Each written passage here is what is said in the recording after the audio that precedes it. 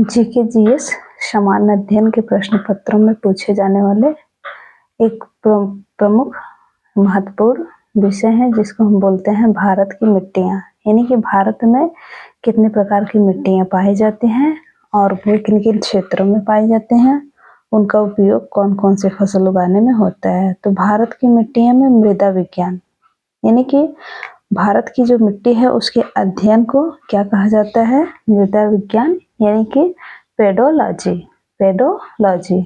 Pedology के तहत मिट्टियों का अध्ययन किया जाता है। ये पहला ही प्रश्न बनता है कि मिट्टियों का अध्ययन किसके अंदर किया जाता है? तो पेडोलॉजी के अंतर्गत किया जाता है। भारतीय कृषि अनुसंधान परिषद, Indian agriculture of research council के अनुसार भारत में 8 प्रकार की मिट्टियाँ पाई जाती हैं। यानी कि ये भी प्रश्न बनते हैं कि भारत में कुल कितने प्रकार की मिट्टियाँ पाई जाती हैं? तो 8 प्रकार की मिट्टियाँ पाई जाती हैं। भारत की मिट्टियों के प्रकार, पहला है जड़ोल मिट्टी। जड़ोल मिट्टी का विस्तार उत्तरी भारत में सर्वाधिक है और ये सबसे अधिक उपजाऊ मिट्टी है।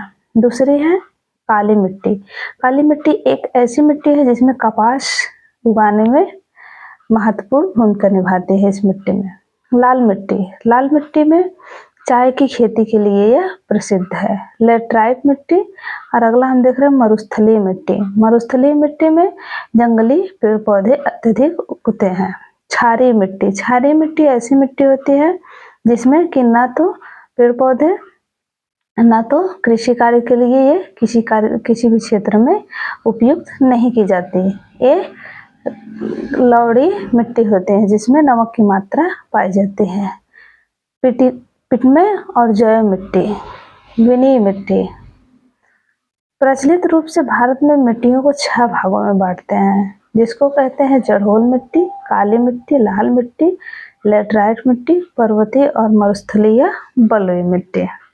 तो पहला हम लोग देख रहे हैं जड़ोल मिट्टी। जड़ोल मिट्टी के बारे में हम लोग देखें कि यह सबसे अधिक उपजाऊ मिट्टी होती है।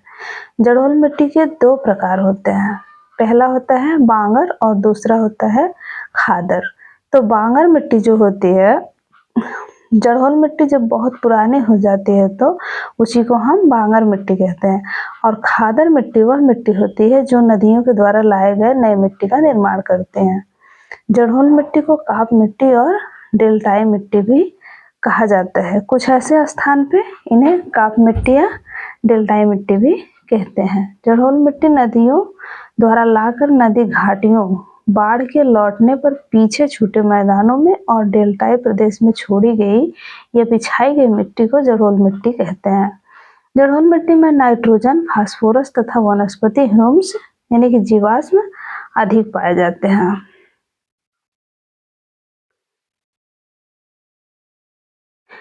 जीवाश्म की मात्रा, इसमें पोटास की मात्रा अधिक होने से यह मिट्टी बहुत उपजाऊ होती है। जड़ोल मिट्टी सबसे ज़्यादा उपजाऊ होती है। उर्वरता की दृष्टि से जड़ोल मिट्टी को श्रेष्ठ माना जाता है। गंगा सतलज का बेहद उपजाऊ मैदान है, जड़ोल मिट्टी से ही बना है।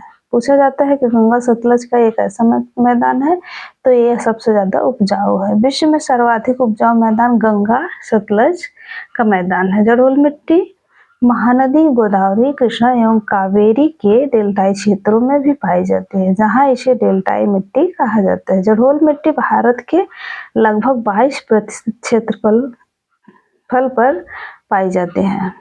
जड़ोल मिट्टी में धान, गेहूं, दलहन, तिलहन, मक्का, आलू की फसलें आदि प्रचुर मात्रा में होती है। अगला हम देख रहे हैं काली मिट्टी। अभी हम लोग देखें जड़ोल मिट्टी, उसके बाद देख रहे हैं काली मिट्टी। काली मिट्टी को रेगुर मिट्टी भी कहा जाता है। काली मिट्टी को और किस नाम से जाना जाता है? रेगुर मिट्टी के नाम से जाना जाता है।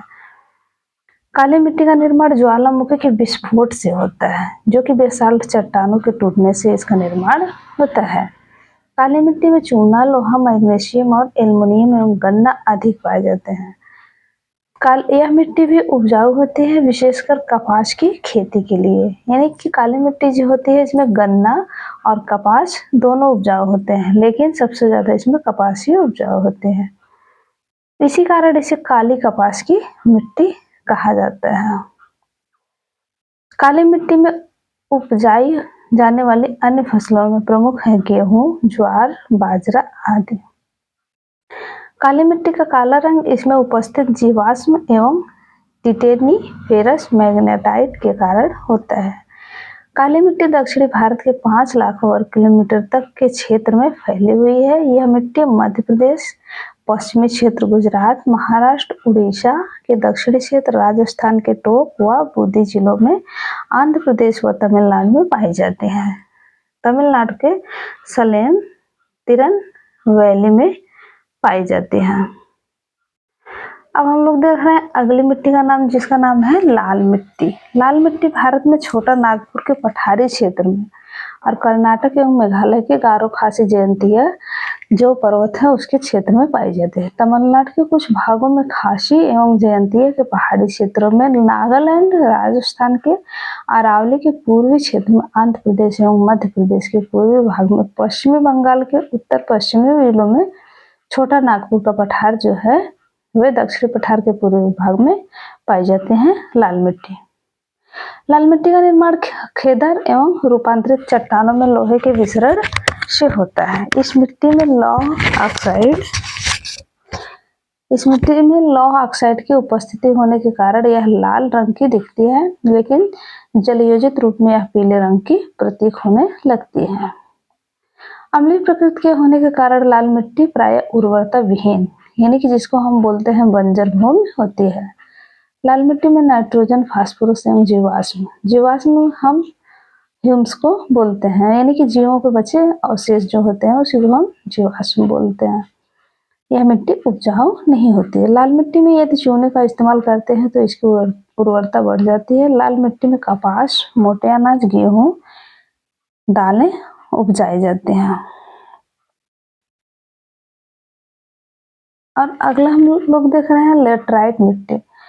लेटराइट मिट्टी का निर्माण मानसूनी जलवायु की विशिष्ट परिस्थितियों में शैलों, चट्टानों के टूटने फूटने से होता है। इस मिट्टी में आयरन एवं सिलिका काफी मात्रा में पाए जाते हैं, जबकि नाइट्रोजन, चूना, फास्फोरस तथा मैग्नीशियम की मात्रा काफी कम होती है। लाल मिट्टी को इन रूपों में वर्गीकृत किया जाता है। लाल मिट्टी को वर्गीकृत करने में 3 रूप हैं: गहरी लाल मिट्टी, सफेद लेटराइट मिट्टी, भूमिगत जलवायु लेटराइट मिट्टी।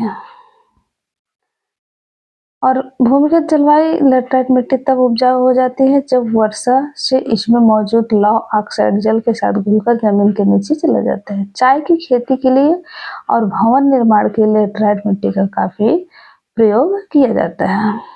कम उर्वरता वाली गहरी लाल लेटराइट मिट्टी लौह ऑक्साइड तथा पोटास की मात्रा अधिक होने के कारण से नशीले भाग में कुछ खेती संभव है। सफेद लेटराइट मिट्टी में मौजूद केओलिन के कारण ही इसका रंग सफेद दिखता है। यह मिट्टी सर्वाधिक कम उर्वरक होती है। लेटराइट मिट्टी भारत में छोटा नागपुर पठार जो कि झारखंड में पड़ता है, असम के पर्वतीय क्षेत्रों, झारखंड के राजमहल की पहाड़ियों में, पश्चिमी घाट, मेघालय के पहाड़ी क्षेत्र, असम एवं पश्चिम बंगाल के उत्तरी हिस्सों, तमिलनाडु, आंध्र प्रदेश व उड़ीसा के कुछ हिस्सों में पाई जाती है। अगला हम देख रहे हैं पर्वतीय मिट्टी। पर्वतीय मिट्टी जो है देश के पर्वतीय क्षेत्रों में यह मिट्टी पाई जाती है। पर्वतीय मिट्टी का निर्माण टर्शियरी युग के चट्टानों के अपक्षय से हुआ है। पर्वतीय मिट्टी में कंकड़, पत्थर आदि ही की प्रचुरता होती है। मरुस्थलीय बलुई मिट्टी, इन मिट्टियों में रेत की मात्रा अधिक होती है और इनमें ह्यूम्स की मात्रा बेहद कम होने से इनके उपजाऊ ह्यूम्स यानी कि जीवाश्म, यानी कि मरुस्थलीय मिट्टी में जीवाश्म कम होते हैं क्योंकि यहाँ पेड़ पौधे उगते नहीं हैं। यह एक अनुपजाऊ मिट्टी रह जाती है जिससे इसमें जीवाश्म की मात्रा कम पाई जाती है। यहाँ उपजाऊ होने का कोई सवाल ही नहीं उठता। इस प्रकार की मिट्टियाँ राजस्थान, पंजाब तथा हरियाणा के दक्षिणी पश्चिमी भागों में पाए जाते हैं।